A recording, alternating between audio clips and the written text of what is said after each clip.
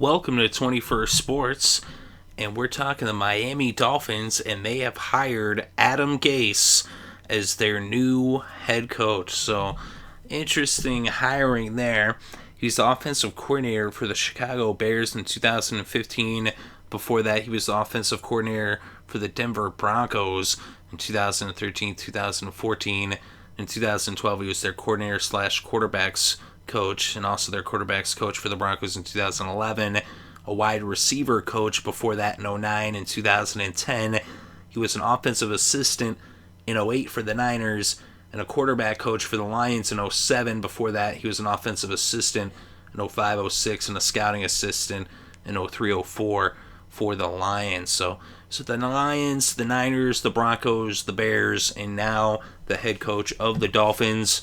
And from what people are saying, they're bringing him in for Tannehill, and they're hoping that his experience with quarterbacks will help bring Tannehill's game to the next level.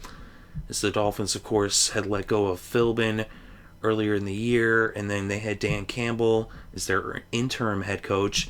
And the numbers for Miami in this season, they were 26th in yards and 27th in scoring, 19th in passing yards, 23rd in rushing yards. So that's their offensive stats for the Dolphins. And the thing is, the Bears weren't really much better. The Bears actually had a worse passing offense than the Dolphins in 2015. And, Gase, they say, he's a really good quarterback coach. And, people point to his time with Tebow and then with Peyton Manning. Well, Peyton Manning's a Hall of Fame quarterback. It's not like he needs a coach. But he's worked with Peyton, and they had some success for sure. So he ended up, getting to the Super Bowl back, a couple years ago against the Seahawks. But even with the Lions, they were actually back. That was early on in his career, but his quarterbacks tend to throw a lot of interceptions.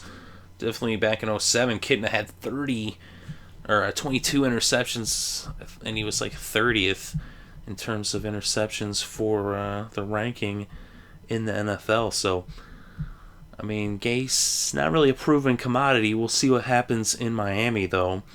But let me know what you think in the comment section below. What do you think about this hiring?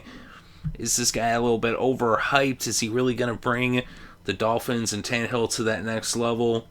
I'm not really sure that this was the way to go, but we'll see what happens. I wish everybody success, so hopefully he does do a good job with the Dolphins. They've got plenty of talent on that team, so there's no reason why they shouldn't be successful. I thought Dan Campbell actually had them playing a little bit better, but still the Dolphins end up with a losing season.